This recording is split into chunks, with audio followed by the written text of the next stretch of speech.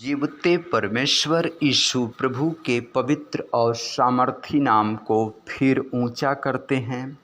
पवित्र शास्त्र में लिखा है, क्योंकि परमेश्वर ने इस जगत से ऐसा प्रेम रखा कि उसने अपना इकलौता पुत्र दे दिया, ताकि जो कोई इस पर विश्वास करे वह नष्ट न हो वरन अनंत जीवन पाए। यूहन्ना रचित सुसमाचार अध्याय 3 वचन 16। परमेश्वर हमारे छुटकारे के लिए, हमारे उद्धार के लिए, हमारे सैल्वेशन के लिए अपने खुद के बेटा प्रभु यीशु मसीह को हमारे लिए कलवरी के पहाड़ पे कुर्बान कर दिए। जब हम भटकी हुई भेड़ों के समान थे और हमारा अस्तित्व मिट जाने वाला था, तो हमें बचाने के लिए हमारे पापों का बोझ यहोवा परमेश्वर ने अपने पुत्र यीशु मसीह पर लाद दिया और वह प्रभु हमारे लिए सताया गया, हमारे लिए मारा गया, हमारे लिए गाड़ा गया। वह परमेश्वर हमारे नए जीवन के लिए तीसरे दिन मुर्दों में से जी उठा। उस परमेश्वर का प्रेम हमारे लिए कितना बड़ा है कि उसने अपने खुद के बेटा को हमारे लिए इस धरती पर बलिदान कर दिया। वह मानव के रूप में हमारे लिए आया, वह पिता का कलाम बताने के लिए आया, वह परमेश्वर के बारे में बताने के लिए आया, हमें अनंत जीवन की नागरिकता देने के लिए आया। वह बताया कि तुम्हारा जीवन थोड़े दिन का जीवन नहीं है, तुम्हारा जीवन अल्प जीवन नहीं है, तुम परमेश्वर की संतान हो, तुम परमेश्वर के स्वरूप में हो, तुम अपने आप को बहुत छोटा मत समझो, तुम परमेश्वर की दृष्टि में बहुमूल्य हीरा हो और जिसका कोई मोल नहीं है, तुम अनमोल परमेश्वर के रत्नों में से एक रत्न हो। वह प्रभु हमें बताने के लिए आया कि पिता हमारा सबसे बड़ा है और हम सब परमेश्वर की संतान हैं, और उसने कहा कि मैं परमेश्वर का बेटा हूँ और इस दुनिया में मैं लोगों को बचाने के लिए आया हूँ। इसलिए वचन में लिखा है कि मनुष्य का पुत्र खोए हुए को ढूंढने और उनका उद्धार करने के लिए आया है। परमेश्वर हमारे लिए आए, यीशु मसीह हमारे लिए आए, और उस परमेश्वर का वचन कहता है कि एक बार माँ अपने दूध पीते बच्चे को छोड़ सकती है, त्याग सकती है, लेकिन मैं तेरा परमेश्वर यहोवा ऐसा हूँ, न मैं तुझको छोड़ूंगा, मैं न तुझको त्यागूंगा, क्योंकि मैंने तेरा चित्र अपनी हथेलियों पर खोद कर बनाया है और तेरी सहरपना सदैव मेरी आँखों के सामने बनी रहेगी, यानी कि तू युगान युग तक बना रहेगा। मैंने तेरी तस्वीर अपने हाथों में नक्काशी किया है, मैंने उसको खोद करके बनाया है बेटा, कि तेरा तस्वीर मेरे हाथों में है, मेरी हथेलियों में है, मैं रोज़ निहारता हूँ, तू मेरे स्वरूप में बना है, तू मेरा बेटा है। वह परमेश्वर हमसे इस तरह से प्रेम करता है। कोई सगी माँ हमसे प्रेम नहीं कर सकती, कोई सगा बाप हमसे उतना प्रेम नहीं कर सकता जितना यीशु प्रभु हमसे प्रेम करता है। कोई सगा भाई नहीं कर सकता, कोई सगी बहन नहीं कर सकती, खुद के बेटा बेटी नहीं कर सकते, खुद की पत्नी नहीं कर सकती। परमेश्वर हमसे इतना प्रेम करता है, उसके प्रेम का कोई वर्णन नहीं कर सकता है।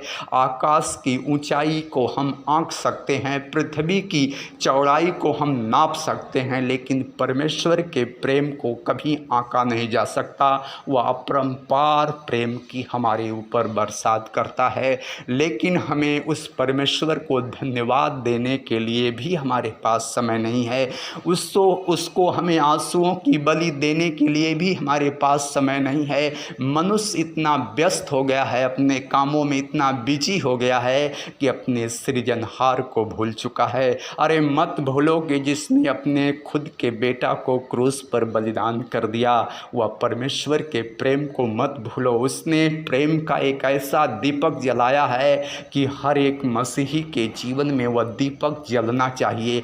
वह परमेश्वर का दीपक आपके अंदर है, उस दीपक को जलाने की ज़रूरत है। जब उसने क्रूस पर अपने बैरी दुश्मनों को क्षमा किया, ऐसा कौन कह सकता है कि हे पिता इन्हें क्षमा कर। कौन कह सकता है सिवाय यीशु मसीह के? कोई अपने बैरी दुश्मनों को क्षमा कर सकता है सिवाय यीशु मसीह के? और वही उसने हमें वचन दिया है कि अपने शत्रुओं के लिए तुम प्रार्थना करो, अपने बैरियों के लिए प्रार्थना करो, अपने विरोधियों के लिए प्रार्थना करो, उनको बद्दुआ मत दो, उनको मत कोसो, क्योंकि तुम परमेश्वर के बेटा और बेटी हो। ऐसा कौन बता सकता है? ऐसा ज्ञान कौन दे सकता है? इसका वचन कौन दे सकता है? वह स्वर्ग का खुदा यीशु मसीह। अरे उसके प्रेम को बांटो लोगों को, उसके कलाम को बांटो लोगों को, प्रेम का दीपक जलाते चलो। परमेश्वर हमारे बीच में रहता है, उसकी उपस्थिति हमारे साथ रहती है। वह परमेश्वर प्रेम का भूखा है, उसके प्रेम को हमें बांटना है, उसके कलाम को हमें बांटना है, उसकी कुर्बानी को हमें बताना है कि वह परमेश्वर हमारा जीवित है, वह खुदा हमारा जीवित है। सबका प्यार एक तरफ, यीशु प्रभु का प्यार एक तरफ। सारी दुनिया का प्यार बनावटी है, मसीहा का प्रेम रियल है, उसका प्रेम वास्तविक है। सब आपको छोड़ सकते हैं, सब त्याग सकते हैं, लेकिन यीशु मसीह आपको न तो छोड़ेगा न तो त्यागेगा। वह आपके एक एक आंसुओं की कीमत अपनी कुप्पी में रखा है। वह एक एक आपकी प्रार्थना का उत्तर देगा। वह परमेश्वर का वचन है कि जो कुछ तू पृथ्वी पर बांधेगा वह स्वर्ग में बंधेगा, और जो कुछ तू पृथ्वी पर खोलेगा वह स्वर्ग में खुलेगा। इसलिए हमारी कमाई धन दौलत नहीं है, बंगला गाड़ी नहीं है, बैंक बैलेंस नहीं है, हमारी सेहत नहीं है। हमारी कमाई है प्रार्थना करना, आंसुओं को अर्पण करना, उसको धन्यवाद देना, उसको हमेशा महिमा देना। ये हमारी कमाई है। वही गठरी आप जो धरती पर बोए हैं, जो बीज आपने बोया है, वही परमेश्वर आपको देगा, वही देगा। यीशु मसीह जब दूसरे आगमन पर आएगा तो तुमने पृथ्वी पर कौन सी कमाई किए हो, उसी का हिसाब देगा, वही आएगा। इसलिए लिखा है कि मनुष्य का पुत्र जब अपने पवित्र स्वर्गदूतों के साथ पिता की महिमा में आएगा तो हर एक को उसके कामों के अनुसार प्रतिफल देगा। मत्ती रचित सुसमाचार अध्याय 16 वचन 27। इसलिए हे मेरे भाइयों और बहनों, आज से जाग जाओ और पिता के पुत्र के बलिदान को लोगों को बताओ, आत्माओं को बचाओ और प्रचार करो कि यीशु प्रभु ही परमेश्वर है, उसके सिवा ना तो कोई ईश्वर है, ना तो कोई खुदा है, ना तो कोई बचाने वाला है।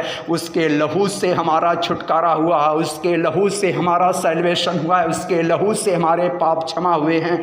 कौन है जो कह सकता है कि हे पुत्र तेरे पाप क्षमा हुए? सिवाय यीशु मसीह के, क्योंकि वह निष्पाप निष्कलंक परमेश्वर का पुत्र है और उसके नाम से बड़े बड़े चमत्कार होते हैं। और बाइबल कहता है कि जितने लोगों ने उस पर विश्वास किया उसने उन्हें परमेश्वर की संतान होने का अधिकार दिया।